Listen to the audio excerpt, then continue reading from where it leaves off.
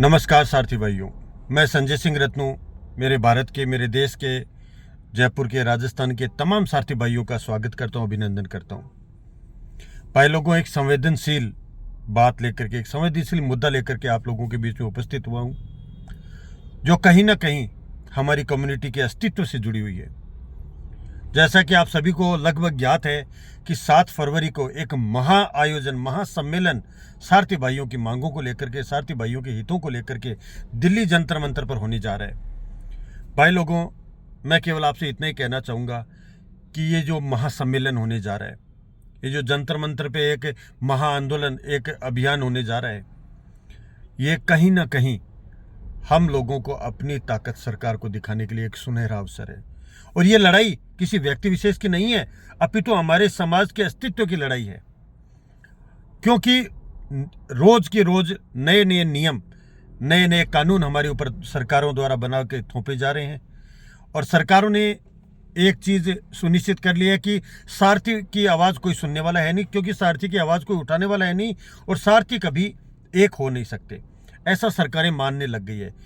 तो भाई लोगों, अगर हमें अपनी पीढ़ियों को मजबूत करना है, अगर हमें हमारे अस्तित्व को बचाना है, तो अपने निजी हितों को त्याग करके 7 फरवरी जंतर मंतर दिल्ली अपनी ताकत सरकार को दिखानी है। जो भी हमारा सारथी भाई कॉमर्शियल गाड़ी चलाता हो, कॉमर्शियल व्हीकल चलाता हो, इस व्यवसाय से जुड़ा हो, उन सभी भाइयों के हितों की लड़ाई है। ना किसी संगठन विशेष की लड़ाई है, ना किसी व्यक्ति विशेष की लड़ाई है। ये लड़ाई ड्राइवर समाज की लड़ाई है, जिसे हम सबको अपनी सहभागिता निभा करके और अंतिम हद तक लड़ना होगा। तभी हम अपने इस धंधे को, अपने व्यवसाय को और अपनी इस कम्युनिटी को बचा पाएंगे। मेरा विश्वास मानो भाई लोगों, अगर हम लोगों ने एक मत होकर के, एक साथ होकर के इस आंदोलन की ज्वाला को, इस क्रांति को सरकार तक पहुंचा दिया, तो निश्चित सरकारें हमारी बात सुनने के लिए मजबूर होगी, विवश होगी, और हमारी बातों पर, हमारी जो मांगे हैं उन मांगों पर विचार किया जाएगा। क्योंकि सरकारें संख्या बल के आगे झुकती है, सरकारें समुदाय के आगे झुकती है, सरकारें यूनिटी के आगे झुकती है। और आज जरूरत है हमें हमारी यूनिटी दर्शाने की, हमें हमारी ताकत सरकार को दिखाने की। मैं निवेदन करता हूं, मैं करबद्ध निवेदन करता हूं, जितने भी सारथी भाई इस वीडियो को देख रहे हैं, केवल एक दिन अपनी कम्युनिटी के लिए, केवल एक दिन अपनी पीढ़ियों को, उनकी सुरक्षा सुनिश्चित करने के लिए, केवल एक दिन अपने व्यवसाय को बचाने के लिए समर्पित करें। और हमारे इस महाआंदोलन को, इस महाआयोग को, जो ये अभियान सारथी भाई मिलकर के चला रहे हैं जंतर मंतर दिल्ली, इसको सफल बनाएं। ज्यादा से ज्यादा संख्या में अपनी मौजूदगी वहां दर्शाएं, अपनी मौजूदगी, अपनी उपस्थिति वहां दर्ज करवाएं, और सभी संगठनों में जुड़ करके अपनी अपनी उपस्थिति दर्ज करवाएं।